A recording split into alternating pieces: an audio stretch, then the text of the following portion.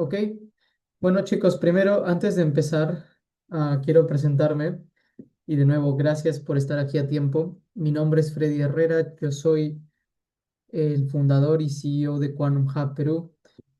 Ustedes están comenzando esta nueva edición del curso 2026-1. El año pasado tuvimos la primera edición con la primera eh, cohorte que se graduó y ahora la mayoría de los egresados de ese curso forman parte del equipo, sea a través del departamento de investigación, donde ahora soy director principal y me he alejado un poco del departamento académico, o los otros departamentos que tenemos como el departamento de innovación, departamento académico, que es quienes están organizando el curso este año. Y les cuento esto a manera de motivación para que puedan ustedes mantener expectativas altas respecto a qué cosa esperar tras culminar este curso. Valentino, veo que se están uniendo personas, por favor, acéptalos inmediatamente. Entonces, bueno, bienvenidos a esta nueva etapa. Esta semana tenemos el Quantum Bootcamp. La primera sesión va a ser conmigo.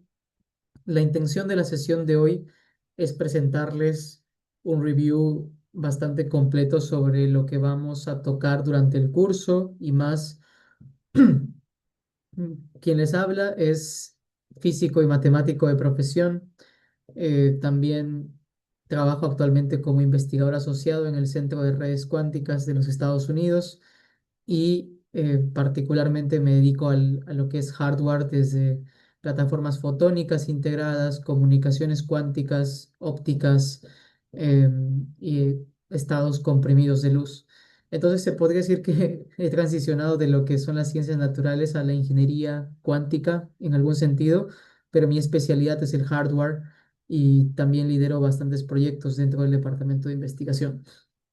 Así que cuando hayan preguntas sobre hardware, por favor, que van a ver, que va a haber bastante contenido, no duden en hacerlas, no duden en usar su micrófono si es que desean. Esta sesión se está grabando para quienes no han podido asistir y la idea del Quantum Bootcamp es que puedan ustedes, quienes no vienen de universidad o de alguna escuela con un, digamos, con un cierto tipo de preparación, puedan ustedes estar igual nivelados para el inicio del módulo 1.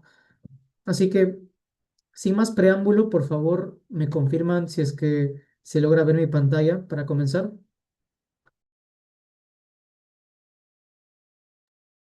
Perfecto. Me disculparán que estoy un poco mal de la voz desde hace ya una semana, pero aquí vamos. Entonces, chicos, quiero comenzar esta clase presentándoles un poco el ecosistema cuántico a nivel global. Quiero que tengan una idea clara, la imagen, the big picture de lo que se trata Quantum y por qué hay tanta inversión detrás de esto, por qué es que en Latinoamérica es un problema que no estemos tan desarrollados y por qué es importante empezar en este mundo de la cuántica. Por supuesto, la mayoría de ustedes, yo asumo que están aquí porque escucharon de computación cuántica y seguramente muchos de ustedes son estudiantes de ingeniería de sistemas, ciencias de la computación, eh, algunos otros seguramente de alguna ingeniería relacionada al hardware como eléctrica, electrónica, mecánica, mecatrónica, etcétera. Pues muchos llegamos a este mundo por lo que se escucha de la computación cuántica. Sin embargo, digamos que yo pienso en la computación cuántica como un vehículo que te lleva hacia algo mucho más amplio que son todo el espectro de las ciencias y las tecnologías cuánticas. Y eso involucra hardware, software y todas las inversiones que se hacen, donde posiblemente hay más avances que en la computación misma. Así que vamos a diferenciar muchas cosas de esas en esta presentación. Primero, quiero recapitular un poco la historia de las comunidades de investigación alrededor del hardware, am, alrededor de las ciencias y tecnologías cuánticas. Ustedes saben que ahora mismo estamos en lo que se llama la segunda revolución cuántica. Entonces pensemos en la línea de tiempo, cuando comenzó primero la primera revolución cuántica No sé si son familiares ustedes con las imágenes que se ven a la izquierda, quiénes son esas personas. Si es que los reconocen, escríbanlos en el chat, por favor. Así sé si es que los tienen mapeados o no. Pues esta primera revolución cuántica se basó en cuando los físicos descubrieron que las leyes de la mecánica clásica no eran realmente capaces de explicar todo tipo de fenómenos a escala tanto macroscópica como microscópica.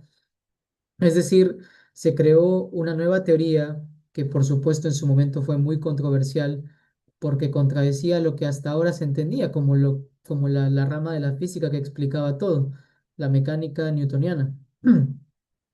Cuando la mecánica cuántica introduce conceptos como superposición, como entrelazamiento, que involucra pérdida del principio de localidad, involucra también una pérdida de lo que es la causa y efecto, entonces cuando se pierde ese determinismo, decimos que nace la mecánica cuántica. Y por supuesto hay toda una serie de trabajos que se hizo, empezando con Max Planck, con su cuantización, el famoso paquete de los cuantos, y después, por supuesto, pasando por Niels Bohr, por Ernest Schrödinger y todos aquellos que fueron unos revolucionarios porque se atrevieron a contradecir al gran Newton y, por supuesto, uno de los grandes físicos de esos tiempos, Albert Einstein, fue fue un fehaciente crítico de la teoría cuántica. Es decir, Einstein se opuso y ahora vamos a ver más o menos más adelante esa fricción que existió entre lo que proponía Einstein, que era una teoría macroscópica para entender el universo a escala grande, versus lo que lograba explicar la física a nivel microscópico a escala atómica con una nueva teoría llamada la teoría cuántica. Bueno, posterior a eso, ya más cerca al nuevo siglo, en 1980, empieza a, empieza a sondearse el concepto de ciencias de la información cuántica. Y aquí tenemos no sé si esta foto a alguien le resulta familiar. Si es que sí, por favor, utilicen el chat para, para decir quién es. A ver si puedo usar mi laser pointer. Bueno, el de la foto es nuestro famoso amigo Peter Shor, que trajo su algoritmo, el algoritmo de Shor. Él es un profesor de ciencias de la computación en MIT y la computación cuántica nace primero con el concepto de información cuántica. Cuando empezamos a pensar en la unidad mínima de información, ya no como bits clásicos, sino como qubits, que son quantum bits, es decir, bits que tienen propiedades dadas por la mecánica cuántica. Entonces tenemos que crear una nueva teoría de la información, que también existe una teoría de la información clásica, por supuesto, y es lo que se usa para entender los principios de las comunicaciones, las redes y todo lo que hoy en día hace posible que transmitamos información o que la percibamos. Pero cuando se piensa de esta información como propiedades cuánticas, entonces nace esta segunda revolución cuántica y un gran primer hito fue el avance de Peter Shor, que crea este algoritmo que por primera vez logra poner en jaque todas las técnicas de seguridad y criptografía clásica que hasta ese momento se tenían. Con su algoritmo se puede demostrar que podemos vencer el famoso el famoso protocolo RSA, que básicamente es lo que protege o protegía hasta hace unos años nada más, sus cuentas bancarias, sus contraseñas de diferentes plataformas. Y cuando Peter Shor prueba esto antes del inicio del nuevo siglo, entonces empezó a haber mucho trabajo respecto a la criptografía cuántica y pues, por supuesto después cuando empresas más grandes, como vamos a ver, nacen trae sus primeras demostraciones experimentales de este algoritmo, es ahí donde realmente el mundo empieza a asustarse porque veían que este algoritmo no era algo simplemente teórico, sino que realmente tenía el potencial de poner en jaque al mundo. Y es así como comienza en el 2020 la era del NISQ, los sistemas NISQ, Noise Intermediate Scale Quantum Systems. Esto quiere decir sistemas de escala de ruido intermedio cuántico y básicamente esto es una carrera hacia lo que llamamos Fault Tolerant Quantum Computing, es decir, computadoras cuánticas universales. Y ahora estamos en esta segunda revolución cuántica, pero en realidad ya se dice que estamos incluso entrando en una tercera revolución cuántica porque ya nos alejamos un poco del concepto de computación y, repito, transicionamos hacia lo que son tecnologías cuánticas, que es algo que al final es necesario para poder explotar todo el potencial de lo que es la mecánica cuántica aplicada a sistemas que ya conocemos. Entonces, aquí me adelanto un poco. Ustedes seguramente han escuchado hablar de los qubits. A lo largo de este curso van a aprender mucho más sobre la matemática detrás de los qubits, las implementaciones a nivel de código y también, por supuesto, a nivel físico. Conmigo, idealmente, espero que aprendan mucho hoy. Pero esta ruleta marca todos los tipos de qubits que existen hoy en día. Los iones atrapados, los qubits superconductores, los fotones, los spins. Ahora vamos a definir qué es un qubit con un poco más de rigurosidad, pero quiero que se queden con la idea de que estas imágenes que están viendo son sistemas físicos reales. Entonces, lo que realmente estamos haciendo con computación cuántica es adentrarnos en las dimensiones más pequeñas que puedan existir a nivel físico en la escala atómica y de esa manera controlar lo que es una computadora desde la unidad de información más pequeña que existe a nivel físico.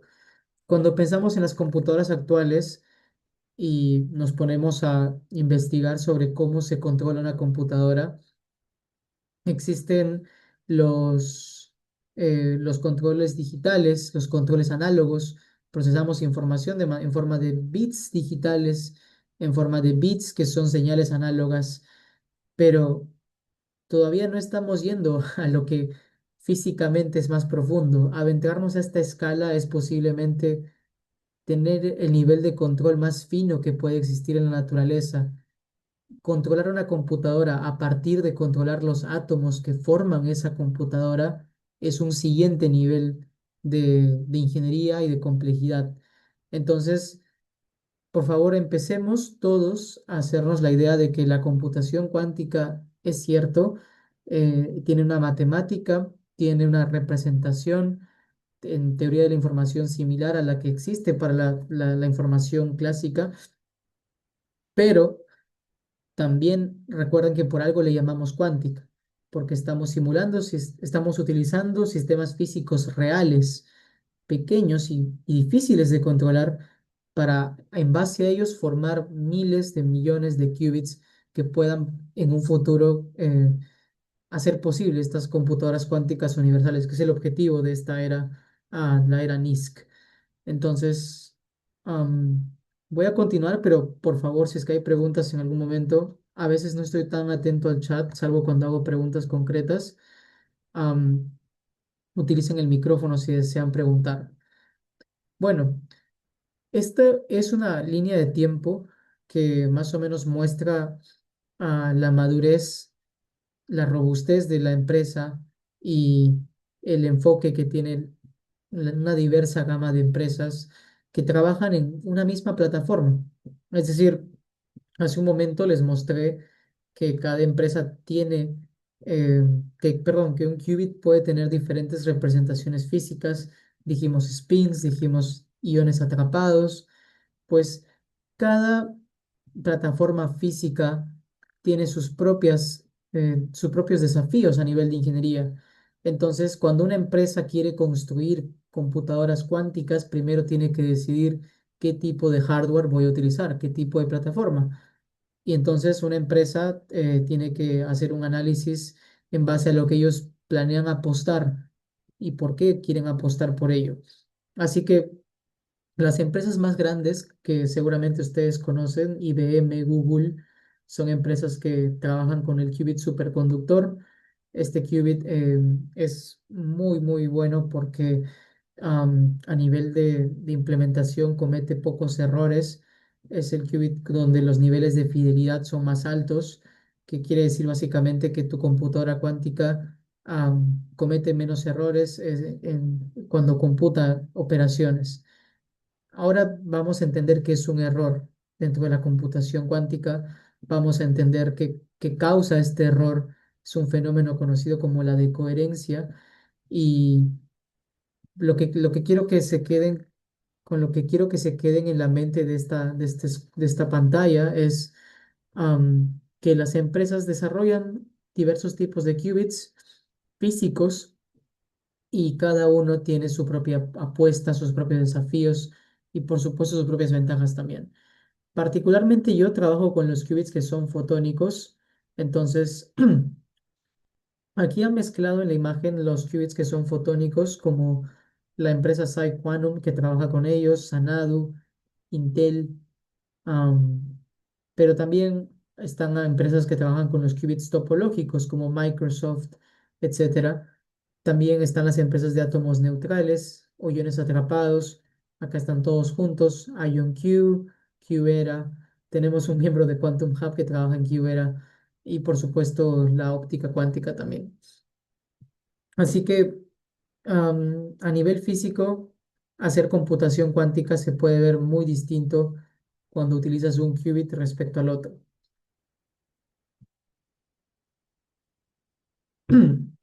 Bueno, digamos que a nivel algorítmico, la computación cuántica, esto seguramente les va a interesar más a los que son de carreras de software, o ciencias de la computación. Son algunas de las aplicaciones donde se ha visto más avance en los últimos años a nivel de simulaciones cuánticas, como por ejemplo utilizando las famosas HPCs, computadoras de alta performance que permiten simular utilizando información cuántica, sistemas físicos que son muy complejos de ser simulados con computadoras clásicas, como por ejemplo quizás una molécula para desarrollar cierto tipo de, de farmacéutico. Entonces, las simulaciones cuánticas se utilizan bastante para fines químicos, industriales. El quantum machine learning se utiliza bastante para procesar información de una manera distinta, crear redes neuronales am, en base a los principios de superposición y entrelazamiento y la optimización cuántica, que básicamente consiste en encontrar las soluciones más óptimas a un problema que clásicamente se puede hacer. Existen muchas formas de optimizar a nivel clásico, pero la optimización cuántica de nuevo trae la magia de la mecánica cuántica y se crean los famosos annealers, que son el análogo de una computadora cuántica, pero que sirve para optimizar. Bueno, acá tenemos un mapa de el nivel de inversiones. La fuente es Qreca y este mapa muestra más o menos cuánto de inversión cada país a nivel federal está poniendo en el desarrollo de las ciencias y tecnologías cuánticas. Y nótese cómo insisto mucho en ciencias y tecnologías cuánticas, porque muchos de ustedes van a llegar al curso quizás con una perspectiva computacional, pero conforme avancen las semanas van a estar encontrando que a algunos les gustan más los laboratorios, a otros les gustan más las tareas matemáticas con problemas para desarrollar, y a otros seguramente les va a gustar mucho más los papers, o quizás entender de cómo es que existen diferentes tipos de plataformas físicas. Y muchos, de nuevo, llegan aquí a este curso pensando en computación cuántica y terminan haciendo quantum hardware, quantum software, algunos también quantum education. Entonces, en Quantum Hub Perú nosotros buscamos englobar todo eso dentro de un solo ecosistema y no quedarnos solamente con computación cuántica. Pero el curso los trajo, el curso es su vehículo y con el curso ustedes van a poder tener acceso a una mayor amplitud de posibilidades. Así que, como ven, el ecosistema en Latinoamérica está muy prematuro, casi no hay referencia alguna. Existen dos países que tienen lo que se llama una hoja de ruta cuántica. Estos son Chile y Brasil. Y son países ¿qué significa tener una hoja de ruta cuántica? Significa que un gobierno ha firmado un decreto para que en los próximos 10 15 años se tenga claro cuál es el paso a paso que tanto los gobiernos en conjunto con empresas, en conjunto con demás entidades que forman parte del ecosistema puedan accionar de manera conjunta. Chile lo tiene y es un gran referente para la región. El año pasado en Quantum Hub publicamos un par de papers sobre esto, así que están bienvenidos a chequear el paper. Lo voy a colocar en la descripción del chat para que lo puedan revisar al final. Entonces, como ven, el mundo está corriendo en esta carrera cuántica y las inversiones varían bastante de acuerdo a cada país. Europa como bloque se mantiene muy, muy a la vanguardia. Estados Unidos es posiblemente donde más empresas existen y startups de cuántica, pero también hay referencias más pequeñas de países con menor inversión, pero que aún así están presentes. Estas son algunas iniciativas de inversiones actuales, principalmente de Estados Unidos. Lo que ven ahora está DARPA, el National Science Foundation. Aquí debería estar también la organización en la que trabajo, el Centro de Redes Cuánticas. Y todo esto está financiado en gran parte por, digamos, fondos federales que aceleran el crecimiento de la investigación. Aquí seguimos con algunas otras referencias. Más referencias en Estados Unidos, el famoso Fermilab, donde, donde se tiene el SQMS, el Centro de Supercomputación Cuántica, am, que recientemente recibió un gran fondo federal. Y bueno, hay toda una carrera, como les comentaba, para trabajar diversas plataformas, diversos tipos de qubits. Cada laboratorio puede apostar por un tipo de qubit o trabajar con múltiples a la vez. Bueno, antes de continuar con la siguiente slide, quiero primero pensar un poquito, cerrar la idea de las diferentes plataformas. Cuando pensamos en una computadora cuántica, estamos buscando un, un sistema físico capaz de emular operaciones, porque eso es lo que una computadora hace, ¿verdad? El mismo concepto de una función. Tengo un input, tengo un output, y la idea es que ese mapeo entre input y output venga dado por una función. Esa función, siempre y cuando la computadora la ejecute correctamente, no habrán errores.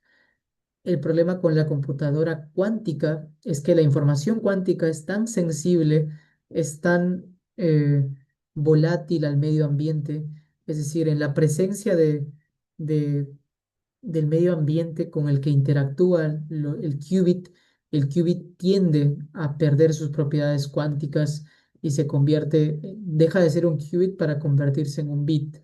Y es ahí donde se producen los errores en esa transición de lo cuántico a lo clásico.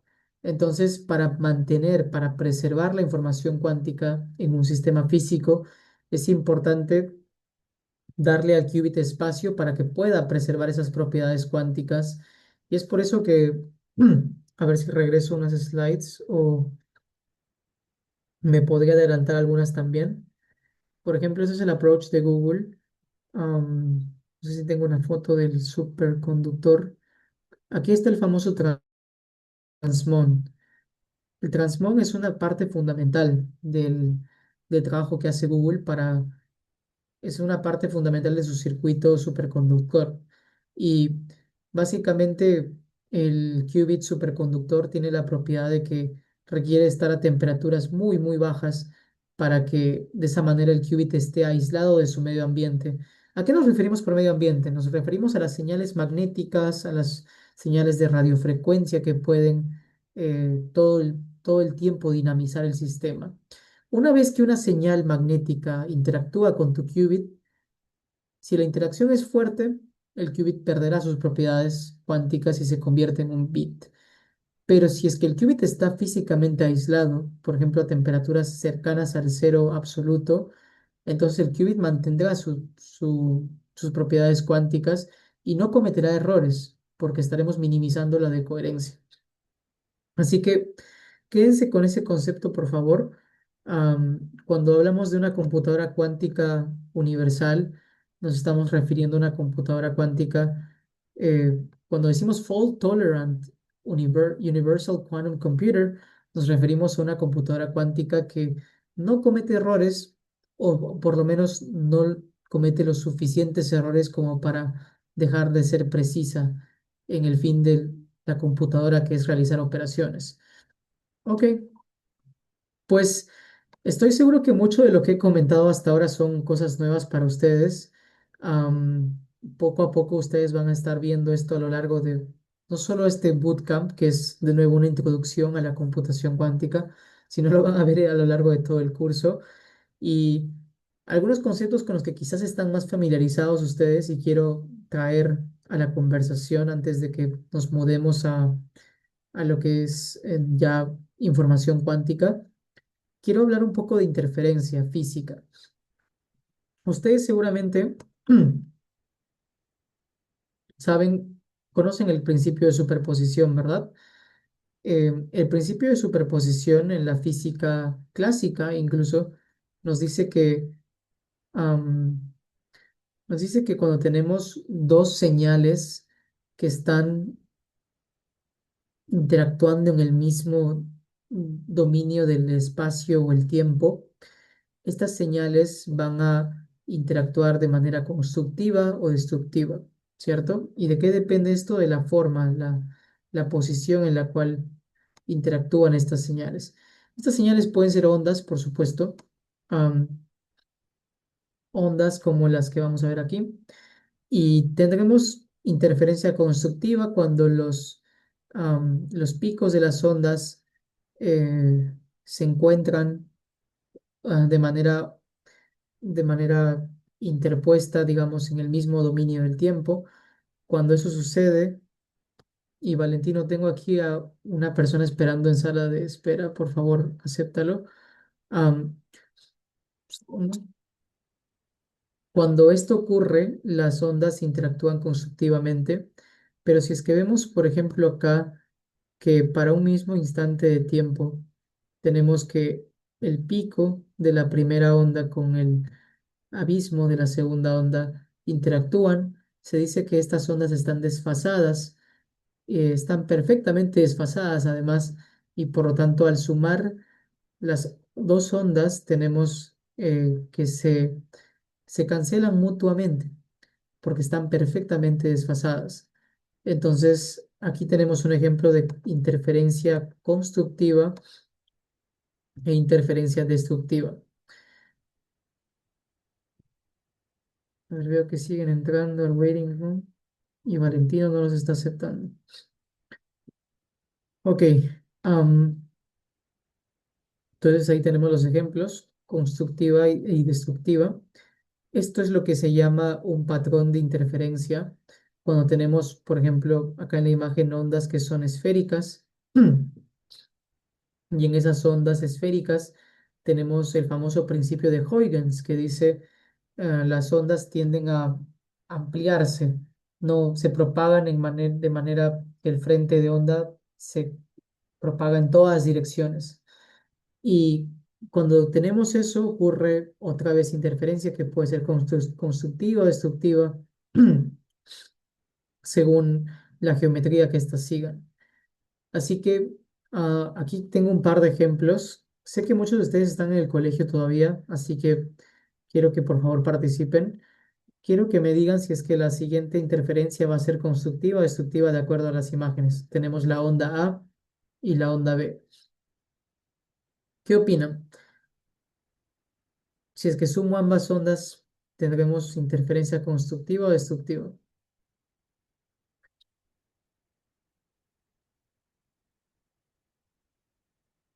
¿Ok? Veo un par de respuestas. Es correcto. ¿Por qué van a ser constructivas? Porque de nuevo se cumple la propiedad de que las crestas están interpuestas en el mismo instante de tiempo y los baches también. Además, bueno, esto no debería explicarlo porque no es una clase de física, pero a este parámetro donde tenemos un punto dado en la onda, hasta que ese punto vuelve a repetirse, a esto de acá se le llama la longitud de onda.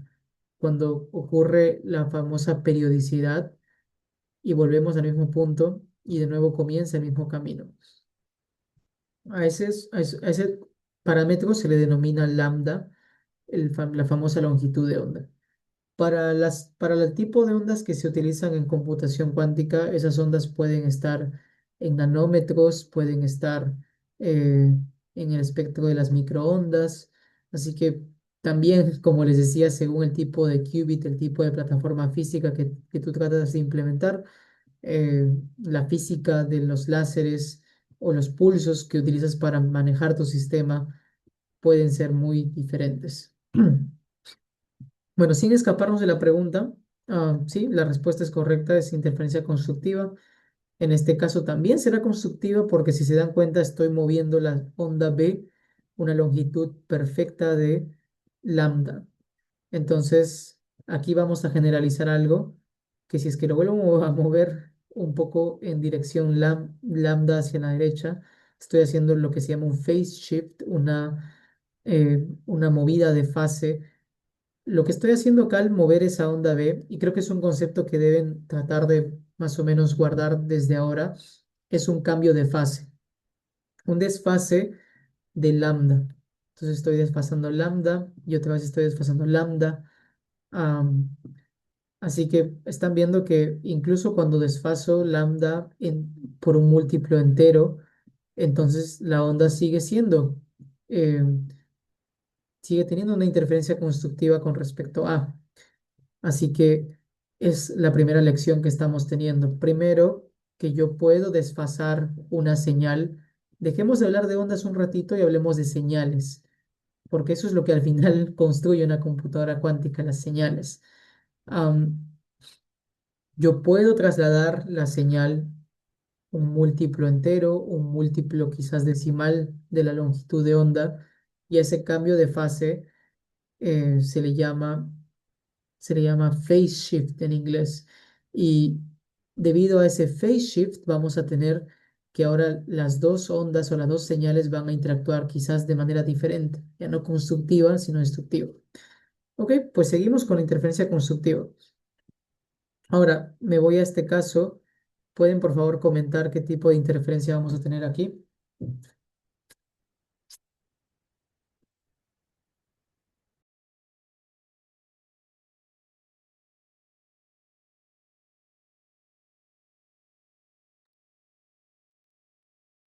Es correcto.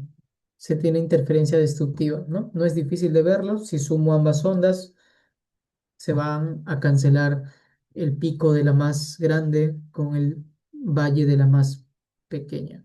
En este caso A con B se ve claramente cómo coinciden el pico con el mínimo. ¿Qué pasa si yo aplico un desfase a mi onda B? Un desfase de lambda perfecto. A ver si me corrigen. ¿Estoy desfasando lambda o algún múltiplo no entero de lambda? ¿Qué ven aquí?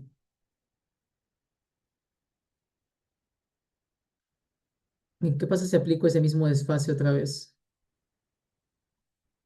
¿Se dan cuenta? El desfase no es precisamente lambda, es lambda más un medio de lambda o medio lambda. Entonces acá estoy desfasando múltiplos que no son enteros, sino fraccionarios, múltiplos de lambda medios, se podría decir. Y cuando ocurre esto, cuando tengo este tipo de desfase, la interferencia va a pasar a ser destructiva. Pues obviamente todo depende de las condiciones iniciales, ¿no? Cuando mis dos ondas están inicialmente desfasadas, esa cantidad ya son de interferencia destructiva y para que se preserve esa interferencia destructiva tengo que desfasar un múltiplo no entero de lambda. Para ser más exactos, un múltiplo de lambda medios. Entonces, lo que estamos viendo es que la interferencia es sensible a la fase. Y esta es una palabra técnica de muy alto nivel. Lo que acabo de decir, que la interferencia es sensible a la fase, significa que de acuerdo al desfasamiento de mis señales, yo voy a poder maximizar el patrón de interferencia o minimizarlo, hacer que actúen constructiva o destructivamente. ¿Quién tiene el poder? Yo. ¿Por qué yo? Porque yo soy quien controla el desfase. A ver si es que acá alguien me sorprende. Si quisiera hacer que esta interferencia, que ya dijimos que es destructiva, pase a ser constructiva, ¿cuánto tendría que desfasar la señal B? ¿En cuánto debería desfasarlo? ¿Qué cantidad en términos de lambda?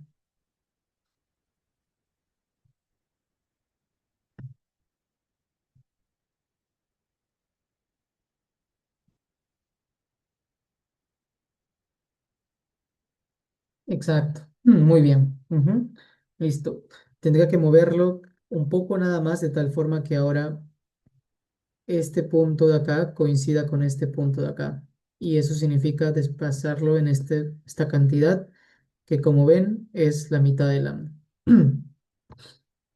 Listo, podemos continuar. Pues bien, entonces no quiero hacer problemas de física, así que me voy a saltar esta parte.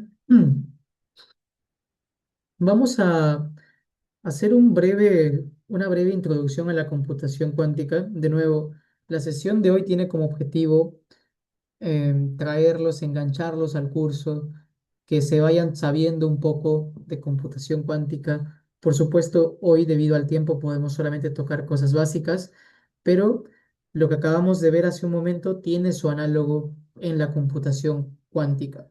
Por ejemplo, habíamos hablado antes de quantum optimization, ¿verdad?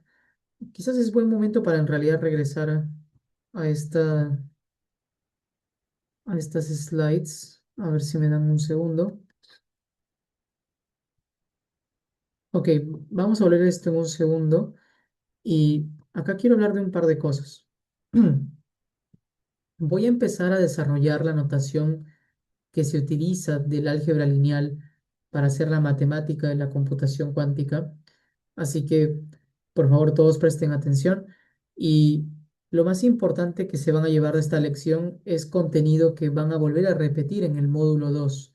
Es decir, vamos a olvidarnos que estamos siguiendo el módulo uno y primero el bootcamp, luego módulo uno y luego módulo 2. Aquí vamos a saltar directamente a contenido del módulo 2, pero de una forma que sea digerible para ustedes. Y como les decía, la interferencia tiene un análogo muy importante en este caso. Así que hablemos de unidades de información. Como les decía, las señales análogas y las digitales se miden, se transmiten en términos de bits. En este caso, cuando yo tengo, por ejemplo, un foco de luz Philips y mi foco está irradiando digamos, un cierto tipo de luz. Esta luz está al final del día encodificando información que clásicamente se puede entender como información análoga.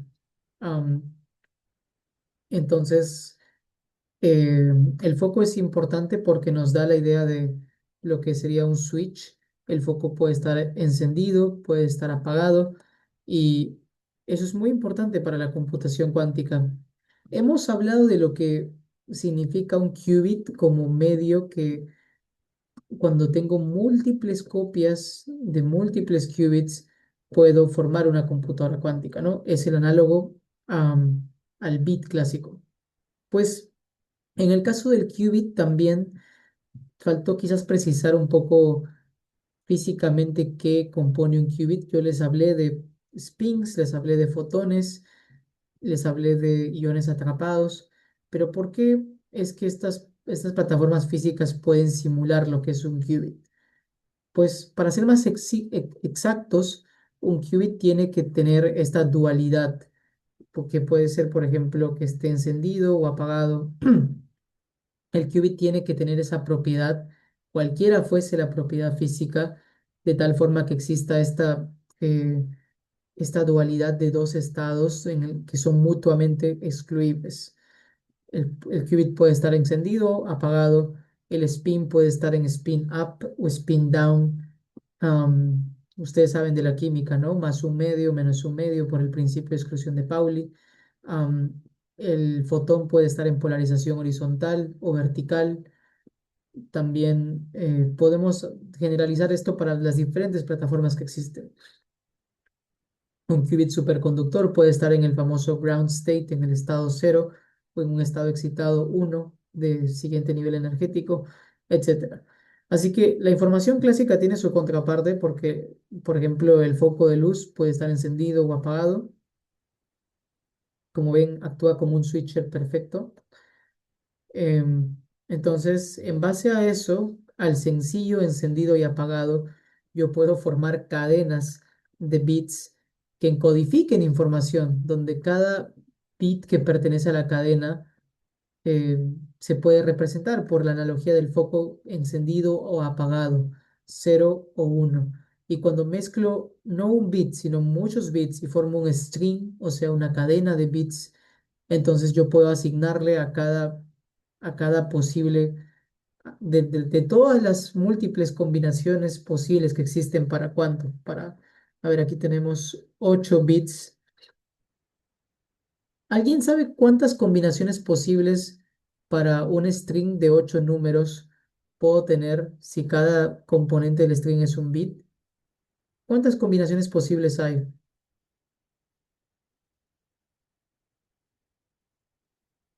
Si tengo 8 bits, ¿cuántas combinaciones posibles hay de ordenarlos? Esto es un problema de combinatoria.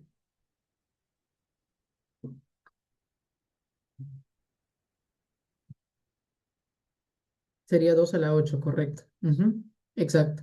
Entonces, como ven, esa es la razón por la cual tenemos múltiples combinaciones. Pero bueno, no los quiero marear con eso. El punto de hacer esa pregunta es explicarles cómo cada una de esas combinaciones, por ejemplo, acá puedo yo asignarle un valor. Por ejemplo, puedo formar todo el alfabeto en base a estas combinaciones.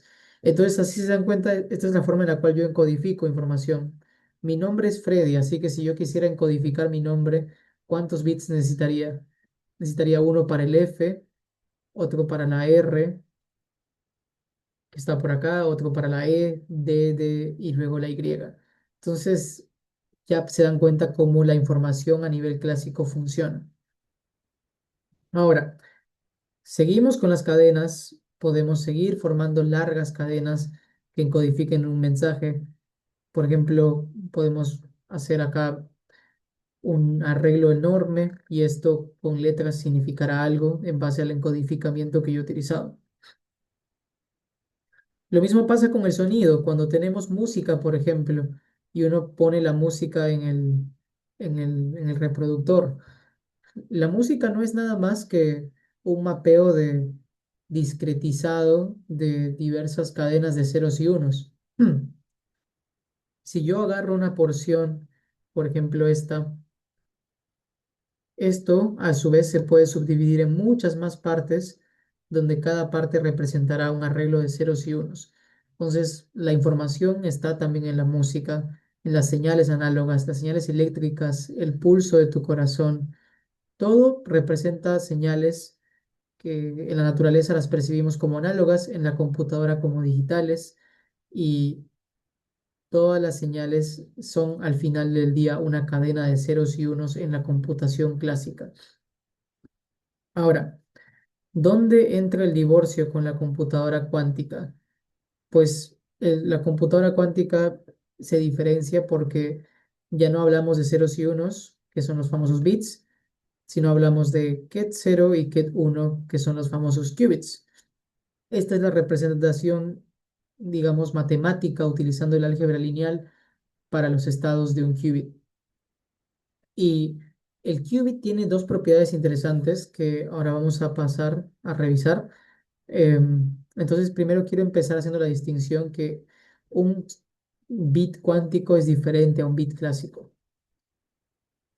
para los ceros y los unos. ¿Por qué? Primero porque el quantum bit, como se dan cuenta, responde a las leyes de la mecánica cuántica. Una de esas leyes, o principios, mejor dicho, es el famoso principio de superposición, que me dice que los estados en los que se encuentra un posible qubit no tiene que definirse a solamente encendido o solamente apagado. Puedo estar en un estado intermedio, que es una mezcla de ambos, y eso se le llama el principio de superposición. Entonces es el primer principio fuerte de la mecánica cuántica que entra a tallar en la información que hasta ahora hemos estado viendo. Matemáticamente, según el álgebra lineal, se representa de esta forma. Agarro dos números complejos, alfa y beta, y escribo el 0 y el 1 como una mezcla esto se le llama una combinación lineal, y esa suma, alfa 0 más beta 1, sería el estado de mi qubit en una superposición cuántica. ¿Ok? Ahora, físicamente, ¿qué representa esto? 0 y 1. Y se dan cuenta que la bolita de acá está como, em, no está ni plenamente negra ni blanca, es como una mezcla con diferentes tonalidades según la superficie, el área de la superficie, donde hay una mezcla clara de encendido y apagado, ¿no? Estoy en una superposición. ¿Alguien puede tratar de recordar lo que hablamos antes de interferencia? Lo que está ocurriendo en realidad a nivel físico es parecido a cómo la interferencia clásica funciona. Imagínense que ese cero que vimos, imaginemos que el cero solito es una onda, imaginemos que el uno solito es una onda, y de nuevo, en realidad no son ondas, como les dije, son señales, ¿ya? Y esas señales, cuando las multiplico por un parámetro alfa y otro por beta, cambian su amplitud, cambian su fase porque son números complejos, y entonces lo que estoy haciendo es poner en superposición, significa poner en interferencia a ambos estados al mismo tiempo, al estado cero y al estado uno, al estado encendido y al estado apagado, al estado del spin up y el spin down, a la polarización horizontal y a la polarización vertical. Cada una de estas formas físicas son diferentes maneras de encodificar el cero y el uno. Y la superposición es eso, no es nada más que una interferencia cuántica. ¿Ok? Entonces, aquí vemos la famosa notación de Dirac. Así es como se representa el estado del qubit utilizando la psi, que básicamente es el símbolo que se usa para denotar el sistema cuántico de una partícula, de un átomo, o de cualquier cosa que al final sea lo que tu qubit físicamente está siendo representado. Así que hablemos de Kets. Básicamente, un Ket toma esta forma. Am, un Ket, como les dije, el Ket es el símbolo, ¿no? Lo que están viendo acá. Esto se lee Ket Psi, esto se lee Ket 0 y este se lee Ket 1. Cada uno de esos Kets se puede escribir como un vector, y ese vector está compuesto por dos componentes, donde cada componente es un número complejo. ¿Ok? Entonces, eso es lo que llamamos un ket. Un bra básicamente es lo mismo que un ket, pero invertido. Imagínate que tienes un espejo y le das la vuelta, y ese bra tiene la propiedad de que es exactamente el ket, pero con la transformada, pero con la transpuesta conjugada. Es decir, si yo le saco la transpuesta a este vector, que es un vector de una fila, de dos filas y una columna, la transpuesta va a ser un vector de dos columnas y una fila, como lo que ven acá. Dos columnas, una fila. Pero no es solo sacarle la transpuesta, sino también sacarle la conjugada. Ese, ese, ese simbolito de asterisco representa la conjugada de W1, W2. Así que lo que están viendo aquí básicamente es una relación entre la notación de Dirac el famoso ket y el famoso bra, estamos llevándolo a su forma vectorial. Eso es todo. Y aquí es lo que les decía. El, el ket o el bra se pueden entender como la traspuesta conjugada del otro. Y una traspuesta conjugada es simplemente, es, am, es representado por este simbolito dagger. Dagger representa traspuesta conjugada. ¿Ok? Entonces estamos aquí aprendiendo a transicionar entre la notación de Dirac y la notación vectorial. ¿Cuál es más conveniente utilizar? Depende de la aplicación que tienes. Si tu aplicación es, por ejemplo, programar en Qiskit, a veces va a ser más fácil programarlo utilizando un bracket o utilizando vectores. Si tu propósito es explicar cierto algoritmo, vas a encontrar que a veces la notación de Dirac es mejor y a veces la notación vectorial es mejor. Todo depende de la aplicación y en este curso ustedes van a aprender ambas notaciones, la de Dirac y también los vectores. Bueno, no quiero meterme en tanto de lleno en números complejos porque van a tener una clase solo para esto ustedes, pero básicamente quizás aquí es momento de hablar de los espacios de Hilbert. Am, Hasta ahora hemos estudiado la notación de Dirac, ¿verdad? Y hemos dicho que los componentes que hacen posible estos vectores, que son la representación vectorial del bracket, son números complejos. Ok, números complejos. Entonces, básicamente estamos tratando espacios vectoriales con números complejos. ¿Cuántos de ustedes han tomado un curso de álgebra lineal? Levanten la mano. ¿Álgebra lineal aquí alguno o nadie todavía? Ojo que álgebra lineal no es un curso de universidad, ¿no? Perdón, no es un curso que se suele llevar en el colegio. Se suele ver en la universidad recién en el Perú. Ok, Sandra ha tomado álgebra lineal. Sandra, ¿en tu curso ustedes trabajaron en el espacio de los reales o en los complejos?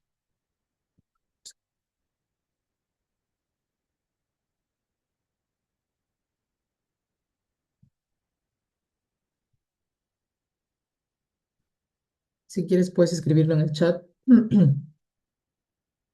Normalmente en la universidad uno trabaja el álgebra lineal en los reales. ¿Qué pasa cuando tus componentes dejan de ser reales y se vuelven números complejos?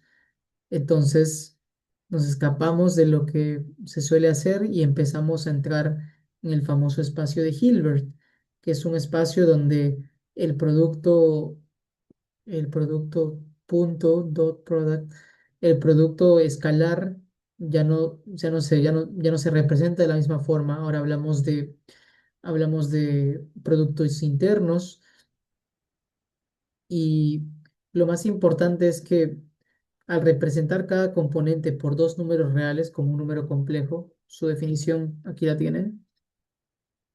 Un número complejo Z está compuesto por dos parámetros reales, una que es la componente real y la otra la imaginaria, porque la multiplico por la unidad imaginaria. Su conjugada es simplemente cambiarle la fase o el signo para los que todavía no están familiarizados. Este cambio de más a menos en la componente imaginaria es en realidad un cambio de fase, pero debido a que ahora mi vector depende de más parámetros, entramos a lo que se llama el espacio de Hilbert. Y este espacio de Hilbert es lo que construye la computación cuántica. El espacio de Hilbert nos permite entender cómo hacer mediciones utilizando números complejos. Nos permite entender cómo hacer rotaciones utilizando números complejos. Así que de esto vamos a entender más adelante en el curso. Vamos a tener las famosas puertas cuánticas, que son al final del día solamente una operación que yo le aplico a a mi input, que puede ser un qubit como el cero.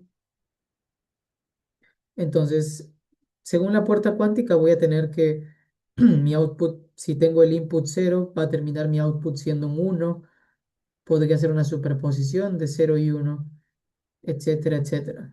Así que nada, chicos, las compuertas cuánticas al final del día solo mapean inputs a outputs y puedo tener una compuerta cuántica de un solo input, un solo output o múltiples inputs y múltiples outputs. Y Lo que hace posible ese input-output, esa relación, es la famosa transformación unitaria. Las transformaciones unitarias, ya veremos más adelante de qué trata eso. Pero quiero volver un momento a quizás a mencionar algunas cosas. Am, entonces, ¿hasta ahí alguna pregunta de casualidad? ¿Alguien que quiera preguntar algo? No los veo muy participativos. ¿Alguna pregunta hasta ahí sobre la computación cuántica, sobre el espacio matemático en el que se trabaja, las implementaciones físicas? Voy a pausar para hacer preguntas,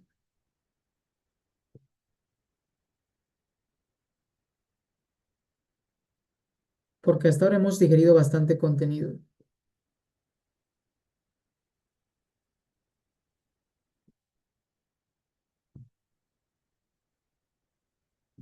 ¿No hay preguntas?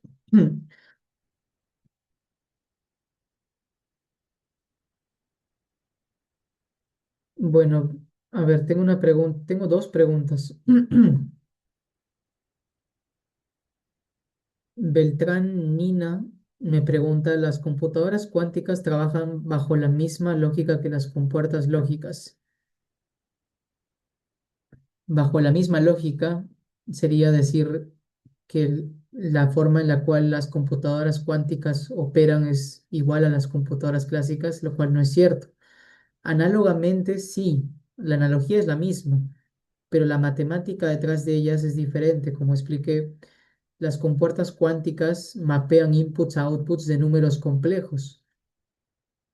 Tus estados cuánticos son al final del día números complejos. Entonces, am, el mapeo no es el mismo, estás en un espacio matemático diferente. Pero se puede entender una compuerta cuántica como, como algo similar, ¿no? Como una relación de input-output que también se tiene en la compuerta lógica. Correcto. Ahora, Juan pregunta, ¿el bit puede transformarse en qubit? Porque según entendí, un qubit puede volverse bit. Exacto. Un qubit puede convertirse en un bit clásico debido a la decoherencia. Ahora, el bit puede transformarse en un qubit. Matemáticamente sí, computacionalmente sí. Físicamente es más complicado entenderlo, pero básicamente sí, podemos transicionar del régimen clásico al régimen cuántico. Pronto van a aprender ustedes sobre la compuerta de Hadamard. Hadamard es una compuerta que pone a tu qubit en superposición cuántica. Ahora, muy buena pregunta la de Piero. Ahorita voy a tu pregunta, Piero. Pero, a ver, me preguntaba si es que un bit puede transformarse en un qubit. La respuesta es sí, pero primero tiene que haberse inicializado como algo cuántico. Es decir, cuando me hablas de bit, tienes que entender que podemos pensarlo como computacionales, podemos pensarlo como cero, cero, esto se transforma en esto, y luego esto se transforma en una superposición cuántica de ceros y unos. Lo que hace posible esa última transformación es la famosa compuerta de Hadamard, que la van a estudiar más adelante en el curso. Pero digitalmente, o sea, computacionalmente, esto ya es un qubit y esto es un bit. Entonces, si tu pregunta es más concreta, ¿cómo hago yo para llevar algo físico, clásico, que es un bit, a un estado inicializado como un qubit? Si tuvieras ese mecanismo, entonces sí es posible, porque entonces ya estás logrando pasar de un bit a un estado de superposición cuántica que evidentemente es un qubit. No sé si se entiende mi respuesta. Ok, me preguntan, Piero pregunta, ¿hay una denotación matemática para la decoherencia? Pues Si hay notaciones matemáticas, se utilizan lo que son los noisy channels, son cosas ya más avanzadas. En el curso ustedes no van a simular sistemas con ruido cuántico. Cuando uno tiene ruido cuántico, uno puede simular la de coherencia. El ruido cuántico básicamente es, imagínense que en este diagrama, imagínense que esta compuerta es una compuerta que 90% de las veces realiza el mapeo correcto de B1 hacia B2, pero otro 10% de veces no hace el mapeo correcto. Digamos que te manda de B1 a B1', que no nos sirve. Entonces, se puede decir que esta compuerta ah, no es pura, es un canal que se llama un canal ruidoso.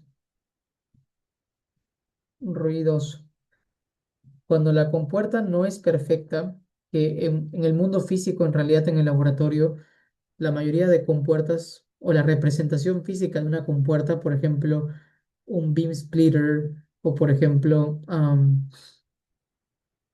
una guía de onda, cuando estas compuertas son físicas, son compuertas físicas, nunca son perfectas y como no son perfectas, tienen ruido. Para modelar matemáticamente ese ruido, aplicamos lo que se llaman los operadores de Krauss, aplicamos la formulación de la compuerta usando matrices de densidades, que son cosas mucho más avanzadas que en el curso no vamos a llegar a tocar. En el curso, los algoritmos y todo lo que se va a estudiar se asume que las compuertas son perfectas, pero para un ingeniero que trabaja en un laboratorio desarrollando computadoras cuánticas, nunca es el caso que son perfectas. Entonces, nosotros lidiamos con la de coherencia, que sí, a veces sirve simularla, a veces sirve. Jean-Paul pregunta, ¿qué temas se desarrollarán en complejos y álgebra lineal? Am, en complejos y en álgebra lineal, bueno, podrías revisar el sílabo del curso. Creo que es la respuesta más rápida. En números complejos se va a abordar todo lo que se suele ver a nivel secundario, o sea, conjugada, vas a estudiar lo que es el producto interno utilizando vectores complejos, vas a aprender cómo se representa una medición según la notación de Dirac, la probabilidad de medición y todo eso. Al qubit se aplica el concepto de dualidad onda-partícula.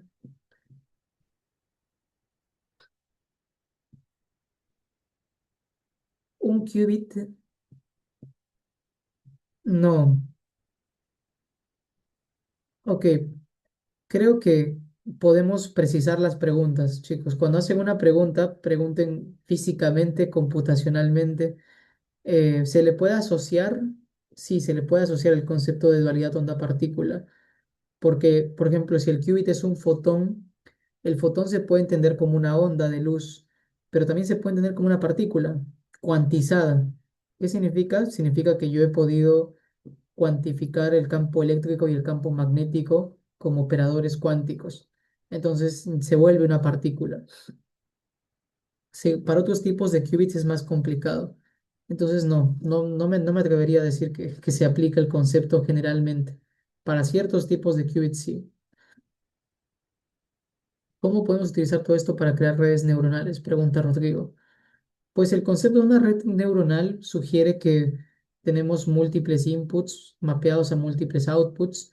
Entonces, la computadora cuántica lo que ofrece es procesar información de manera paralela, transicionando, o sea, por ejemplo, si tengo acá el estado psi, este psi es una superposición de alfa, perdón, de 0 y 1, ¿verdad? Si yo aplico una compuerta cuántica psi, estoy operando el resultado de lo que me daría 0 y lo que me daría independientemente 1. Yo sé que esto es un poco de álgebra lineal, pero supongamos que tengo una unitaria aplicado en psi. Esa unitaria sería la unitaria aplicado en alfa, alfa cero y aplicado en alfa uno, en beta uno. Como estamos en el álgebra lineal, los operadores son lineales, entonces simplemente se distribuye la aplicación de la unitaria a cada estado. Entonces sería alfa u con cero más beta u con uno. Ya después entender qué cosa es el operador unitario aplicado en cero o el operador unitario aplicado en uno, eso es otra cosa. Pero el concepto de red neuronal viene justamente por eso, porque si tengo un estado de un qubit, psi, que viene dado por esto, y puedo lograr operar mi unitaria en más de un estado posible a la vez, en una combinación lineal, entonces estás mapeando un input a varios outputs. ¿Y qué pasa cuando tienes múltiples qubits? No solamente uno, sino una compuerta unitaria que se aplica a varios qubits. Un qubit que está aquí, psi uno, otro psi 2 y así sucesivamente, varios qubits que se aplican en la compuerta. Si tuviese varios de estos qubits, entonces yo podría mapear los outputs y el concepto de red neuronal viene justamente porque puedes terminar relacionando los múltiples outputs con los múltiples inputs. Es como una función de varios valores de entrada y varios valores de salida. Y el hecho de que puedes procesarlo de manera paralela, teniendo en cuenta los ceros y los unos, es lo que hace la computación cuántica mapeable al concepto de una red cuántica. Ok, pues esas han sido muy buenas preguntas. Muy bien. Ahora, hablemos de los sistemas de dos niveles que hemos estado hasta ahora estudiando. Y ya me quedan pocos minutos, así que voy terminando. Pues este tipo de sistemas físicos que hemos visto hasta ahora son sistemas donde, como les decía, la propiedad de la partícula o la partícula subatómica que va a estar en cuestión tiene dos estados mutuamente exclusivos. En este caso, puedo pensar, por ejemplo, acá, la pelota estando arriba en un cero o estando abajo en el uno. Entonces, a esto se le conoce como sistemas de dos niveles, ¿ok? Two-level systems o sistemas de dos niveles. Y estos sistemas de dos niveles son lo que dan paso al qubit. Entonces, a ver si es que vuelvo un rato a esto.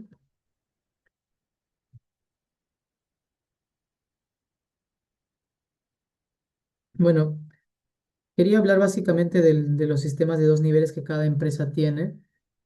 O sea, les había comentado que empresas como IBM, Rigetti o Google desarrollan el qubit superconductor y obviamente el qubit superconductor responde a una física distinta a la del qubit, am, a la del qubit que es un átomo neutro, por ejemplo. En un átomo neutro tenemos o sea, una computadora cuántica basada en átomos neutros es una computadora que básicamente tiene arreglos de átomos que están perfectamente alineados de tal forma que cuando uno lanza una, una señal de radiofrecuencia, ese alineamiento permite realizar operaciones computacionales entre los átomos. Y la física a la que responde este tipo de computación es diferente a la física del qubit superconductor. En el qubit superconductor tenemos los circuitos superconductores, donde tenemos los estados de energía, que básicamente cada vez que yo lanzo una señal de microondas, estoy excitando el qubit, el estado de energía de mi qubit de un estado de ground state a un estado de energía más alto y puedo seguir transicionando a esos estados más altos o luego puedo bajar a estados más bajos. En eso se basa la física de un qubit superconductor. Obviamente la física es más compleja, ¿no? Porque tienes componentes como insuladores, medios superconductores, electrones, fotones. Es mucho, mucho trabajo de ingeniería. Pero la física de un átomo neutro es distinta. La física de un ion atrapado es diferente, como los que hace IonQ. Y no sé si aquí lo ponen, la física de los fotones también es diferente porque tenemos que los estados son estados de luz, polarización, se vuelve un concepto clave frecuencia, energía, tiempo, etcétera. Pero se dan cuenta que a pesar de que la física y la ingeniería de cada plataforma es diferente, al final la matemática para, digamos, representar ese sistema físico es muy parecida, ¿no? O sea, al final tengo matrices, am, tengo estas matrices que son muy similares en todos los sistemas. Aquí tengo un hamiltoniano que se puede representar como una matriz. Tengo acá más matrices. Entonces, lo que nos está diciendo esto es que todos los sistemas físicos de dos niveles, ¿sí se acuerdan, no? Empecé esto diciendo que es un sistema de dos niveles. Todos los sistemas físicos de dos niveles son matemáticamente equivalentes.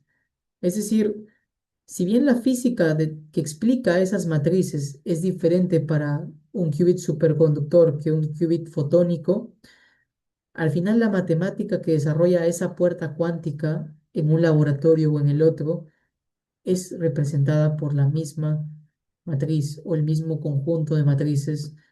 Eh, entonces, matemáticamente represento la misma operación de diferentes plataformas utilizando la misma matemática. Esto es un teorema que en realidad se puede demostrar y el año pasado fue una pregunta del examen de admisión al módulo 1 que se les definía a ustedes lo que eran las matrices de Pauli y según lo que se daba como parte del enunciado, que eran las matrices, se les pedía que ustedes demuestren que todo sistema de dos niveles es equivalente matemáticamente. Entonces, ¿cómo demuestras eso? Utilizando combinaciones lineales. Matemáticamente puedes escribir cualquier sistema de dos niveles cuánticos como una combinación lineal de las matrices de Pauli. Y esto fue pregunta del examen de admisión. Así que no les sorprenda si esta pregunta se repite este año para el módulo 2. Como les decía, estos son sistemas mecánicos cuánticos de dos niveles. Acá habíamos hablado del cero como les introduje, ¿verdad? Lo que era el ket como un vector. Acá está la notación vectorial del cero y del uno. Lo importante que deben recordar es que el número que está en mi ket siempre suele estar abajo. Si tengo el uno en la notación vectorial, el uno debe aparecer abajo. Es la manera en la cual yo me acuerdo de dónde va el cero y dónde va el uno. Entonces, esto es un qubit matemáticamente. Ahora, ese qubit matemáticamente, como les dije, puede estar en una superposición de 0 y 1. Entonces mi notación vectorial cambia y geométricamente ese, ese qubit se puede representar mediante la esfera de Bloch. Esto es algo que van a ver más adelante también en el módulo 2. La famosa esfera de Bloch nos ayuda a visualizar mejor los estados cuánticos de un qubit. Por ejemplo, acá está la formulación más genérica. Así es como escribimos de manera más genérica el estado de un qubit. Y según los valores que tome mi parámetro teta, mi parámetro phi, que son al final solamente fases, am, y bueno, amplitudes, entonces la posición de mi qubit en la esfera de Bloch va a cambiar. ¿Cómo varía eso? De acuerdo a como los ángulos que se representan aquí. Para entender la esfera de Bloch necesito tener un nivel de visualización geométrico en tres dimensiones. Sí. ¿Necesito saber cálculo multivariable? No. No en teoría, más saberlo te ayuda bastante para la parte de visualización. Entonces, lo que acabamos de ver es que el qubit puede representarse en la esfera de Bloch. Por ejemplo, cuando tengo mi estado cero, acá tengo que el vector en la esfera de Bloch apunta hacia arriba. Ese es mi vector que representa el ket psi, que sería mi qubit en estado cero. Y lo mismo acá para cuando tengo mi qubit que está en estado uno, ahora apuntará hacia abajo. ¿Hacia dónde apuntará una superposición de ceros y unos? Cuando tengo una superposición, entonces el qubit apunta en alguna otra parte que no sea ni el norte, ni el hemisferio norte, ni el hemisferio sur. Puede ser al medio, puede ser un poco más pegado hacia el norte, más hacia el hemisferio sur, como por ejemplo se muestra aquí.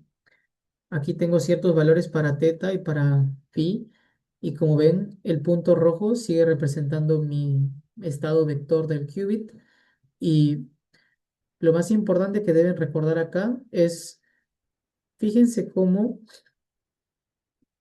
¿quiénes dictan que mi qubit esté más pegado al ecuador o al hemisferio norte o al hemisferio sur? ¿Existe alguien que dicta eso? ¿Qué parámetro dentro de lo que se muestra aquí dictamina hacia dónde apunta mi vector? ¿Más hacia el norte o al sur?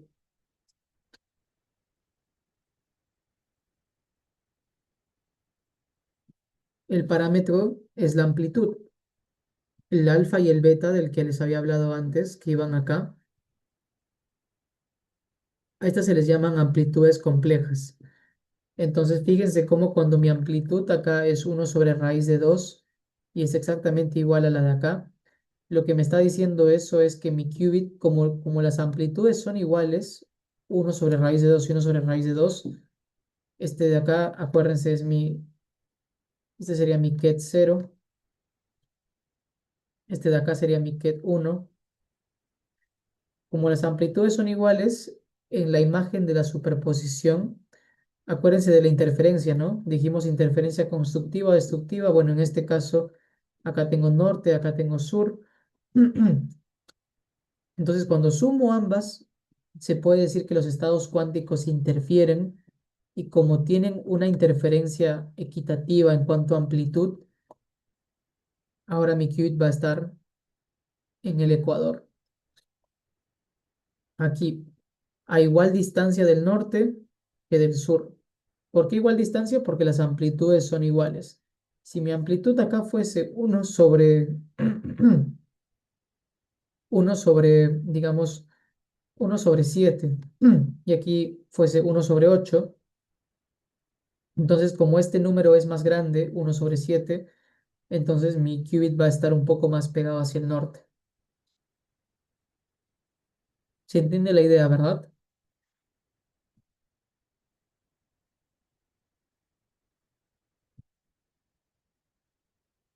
Ok. Entonces ahora, cuando pensamos en la realización física del qubit, y ya para ir acabando, podemos pensar, por ejemplo, en el spin. Este es el famoso experimento de Stern-Gerlach, donde tengo un input que vendría a ser el spin de una partícula, de un átomo, por ejemplo, un electrón que tiene un spin y le aplico un campo magnético. Entonces, ese campo magnético, según la orientación en cual agarre a mi spin, va a terminar el spin cambiando a spin up o spin down.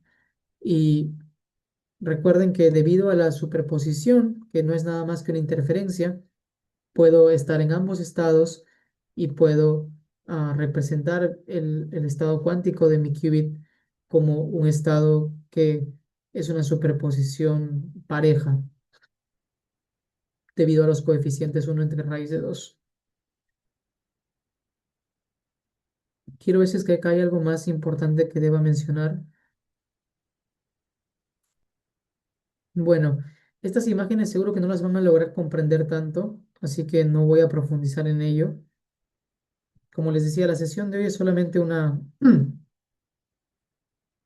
introducción a la computación cuántica. Ok, lo que sí quiero mencionar es el concepto de medición. Y acá vamos a hablar de la interpretación de Copenhagen y todo eso. ¿Se dan cuenta que mi qubit puede, cuando uno no lo mide, por ejemplo acá, mi qubit cuando no es medido puede estar en una superposición cuántica de 0 y 1. Aquí no está medido y estamos viendo cómo el qubit está transicionando de un estado 1 a un estado 0. Y aquí está transicionando de un estado 1, de 0 a 1, ¿verdad? Estás dando ese salto, está dando ese salto. Pues en realidad no es un salto, en realidad es que está en una superposición de ambos. Es decir, acá tengo un psi que es igual a alfa 0 más beta 1. Acuérdense de la interferencia. Y acá tengo lo mismo, solo que es un psi prima, ¿no? Otro qubit, con alfa prima, beta prima, 0 y 1. Ahora, ¿qué pasa cuando uno realiza una medición? Cuando uno agarra, y quizás nos debemos preguntar qué cosa significa medir. Medir significa tomar cualquier evidencia de la data que está ocurriendo dentro de la caja. Si yo, por ejemplo, acá tengo un detector que está midiendo lo que la partícula hace, o está midiendo cierta propiedad de la partícula, por ejemplo, su spin, por ejemplo, su frecuencia, etcétera. Si tuviese un detector, el detector, al tomar esa data, está forzando al qubit a escapar ese estado de superposición e interferencia, a elegir si quiere estar en spin up o en spin down. Eso es lo que hace la medición. Básicamente, al medir, nosotros estamos colapsando el estado cuántico y lo estamos convirtiendo de lo que era un qubit a un bit que está bien definido. Este bit ya no está en superposición, tiene que necesariamente estar o en 0 o en 1. Lo mismo pasa acá. Mi qubit que estaba en una superposición, por ejemplo, mi spin que estaba en spin up o en spin down, ahora va a tener que ser forzado a estar en uno de los dos, o en spin up o en spin down, debido a que he realizado una medición.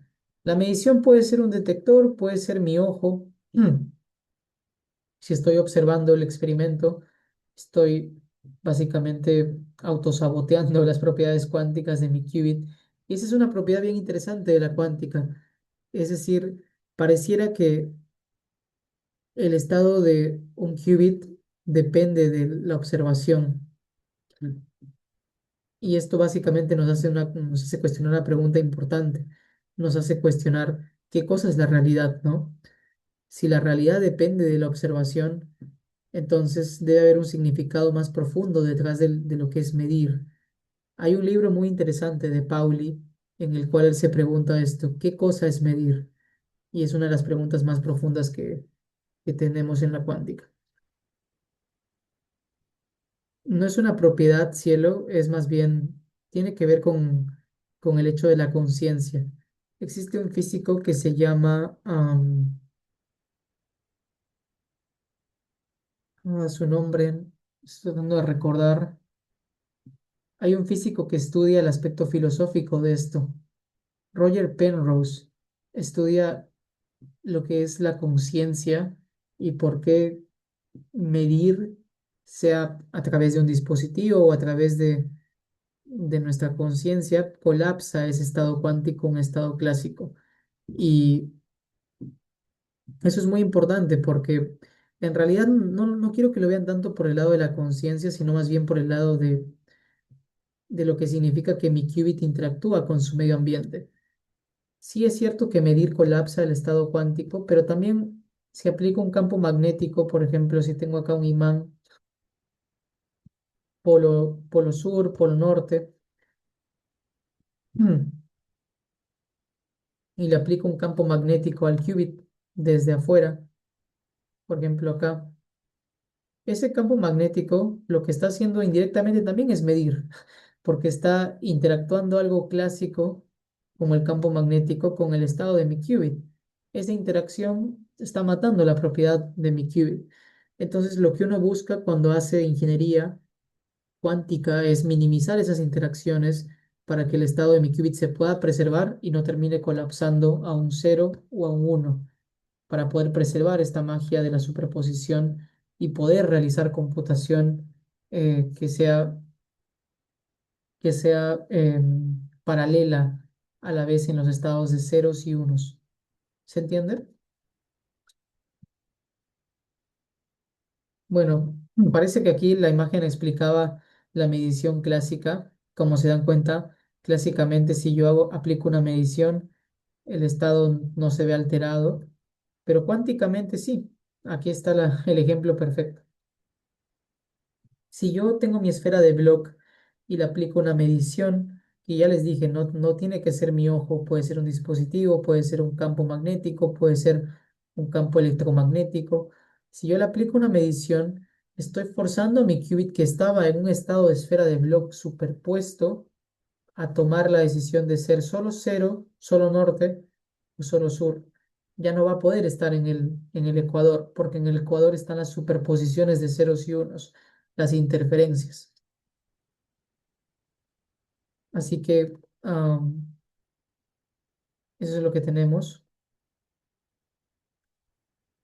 Tenemos el colapso y, como van a ver más adelante en el curso, matemáticamente el acto de medir se representa de esta manera.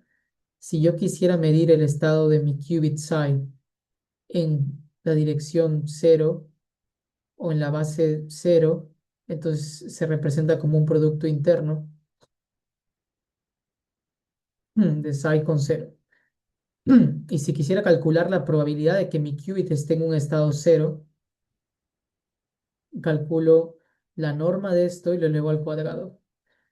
Eso representa físicamente la probabilidad de que mi estado psi, que está aquí en esta esfera de Bloch, esté en el estado cero.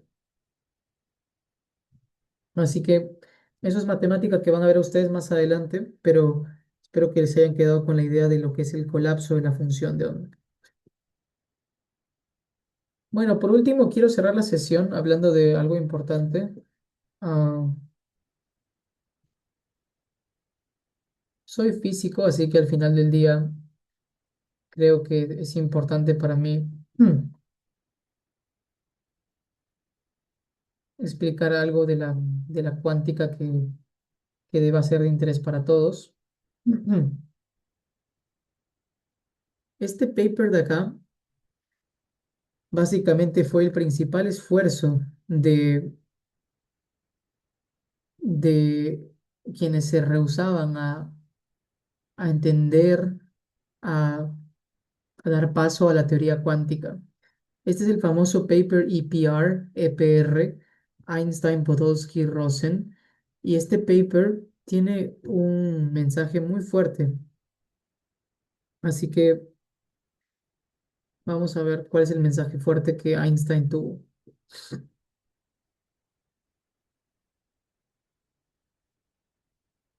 A ver, me dan un segundo, pero este no es el paper.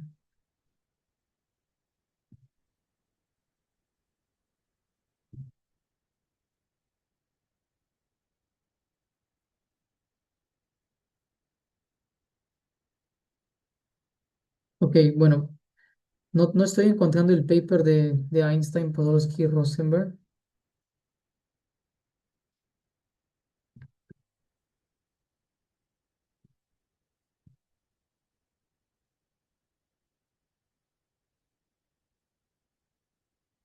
Ok, creo que este es. Ujú. Bueno, básicamente Einstein era un rechazante de la teoría cuántica y él hasta sus últimos días intentó encontrar teorías, encontrar huecos en la teoría que invaliden su certeza. Lo que pasa es que la teoría cuántica, desde que nació, ha sido muy buena eh, para poder predecir mediciones, para poder predecir experimentos que demostraron la validez de la teoría. Es una teoría incompleta, sí, porque no explica ese colapso, yo les había hablado del colapso de los estados cuánticos, ¿no? Cuando hay un observador, transicionamos de un estado cuántico a un estado clásico. Bueno, esa transición es algo que todavía no entendemos bien. Es algo que la teoría no lo explica, es un hueco. Debido a ese hueco, la teoría de la mecánica cuántica es incompleta y por eso hay interpretaciones filosóficas alrededor de eso. Se habla de la teoría de multiuniversos, universos paralelos, se habla de la teoría de una teoría muy importante como la teoría de la interpretación de Copenhagen, etcétera. Entonces, ese hueco filosófico da espacio a que la física se vaya por las ramas, ¿no? Pero este paper que les quiero presentar culmina con el siguiente statement. Dice, mientras que nosotros hemos demostrado que la función de onda no brinda una descripción completa de la realidad física, dejamos abierta la pregunta de si es que tal descripción existe. Nosotros creemos, sin embargo, que tal teoría es posible. Entonces ahí lo que está diciendo es que, que la función de onda la función de onda cuántica no puede brindar una descripción completa de la realidad y que no están seguros si es que esa teoría cuántica realmente existe, pero creen que es posible. Y lo que Einstein, Podolsky y Rosenfeld básicamente trataban de decir con sus ecuaciones acá es tratan de decirnos que nosotros, si tuviésemos ciertas variables ocultas, tuviésemos conocimiento de esas variables ocultas, nosotros podríamos predecir y explicar por qué un estado de superposición colapsa a cero o uno. La mecánica cuántica te dice colapsará a cero con tal probabilidad, colapsará a uno con tal probabilidad, pero no te explica por qué colapsará a cero con tal probabilidad, solamente te da la probabilidad. Entonces, la interpretación de Copenhagen dice el famoso shut up and calculate, cállate y calcula. No preguntes cómo, no preguntes por qué, solamente calcula con cuánta probabilidad va a colapsar tu qubit a un estado cero o a un estado uno. Entonces, lo que Einstein hace es decir, en realidad sí existe una explicación y esa explicación se puede lograr, se puede entender la transición de lo cuántico a lo clásico con las variables ocultas. No demostraron eso y al contrario, unos años después tuvimos este famoso paper de John Bell que nos dice sobre la paradoja de Einstein-Podolsky-Rosen. Y este paper es demasiado importante porque con este paper lo que logra el famoso John Bell es a través de las desigualdades de Bell, no sé cuántos aquí sepan de las desigualdades de Bell, él es el famoso John Bell. Con sus desigualdades, él lo que demuestra es contradecir a lo que Einstein, Podolsky y Rosen habían propuesto. Ellos habían propuesto, si tuviésemos acceso a estas variables ocultas, podríamos explicar ese colapso. Bueno, lo que hace Bell es describe una serie de desigualdades donde asumiendo incluso estas variables ocultas, llega a una contradicción en la cual él básicamente demuestra que tales variables ocultas no pueden existir y por lo tanto la mecánica cuántica funciona independientemente de estas variables ocultas, por lo que básicamente desmiente lo propuesto por Einstein y con esto se da paso definitivo a lo que es la teoría cuántica. Ya esta es la demostración absoluta a nivel teórico, a nivel experimental ya se había tenido muchas demostraciones en los laboratorios. Posiblemente la mecánica cuántica es la teoría más comprobada experimentalmente, pero con estas desigualdades de Bell a nivel teórico se demuestra que el entrelazamiento cuántico existe, que la superposición cuántica existe y que la materia no es local ni tampoco es causal. Estos dos principios que con Newton existían, la localidad y la causalidad, se pierden con la mecánica cuántica. Y la demostración definitiva es las desigualdades de Bell. Ujú. Entonces, yo los invito a leer un poco más sobre esto. El curso no les va a enseñar todo. Ustedes tienen que ser curiosos y creo que con esto podemos dar paso al final de la sesión de hoy. Ha sido un review bastante intenso, pero espero que les haya gustado y lo más importante, que estén motivados para seguir tomando estas clases. Como saben, el módulo cero, o mejor dicho, este bootcamp, tiene como objetivo prepararlos para lo que falta del módulo uno y espero que esta clase haya sido de mucha ayuda para ustedes. Sin más que mencionar de mi parte, quiero dar espacio a preguntas finales antes de culminar. Quizás quieren usar su micro, por favor. Y si no, podemos cerrar la sesión aquí. ¿Alguna pregunta final que quieran hacer sobre cualquier cosa que hemos expuesto?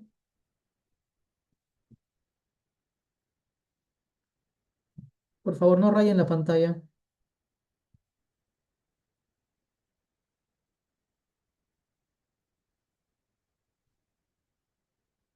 ¿No hay preguntas?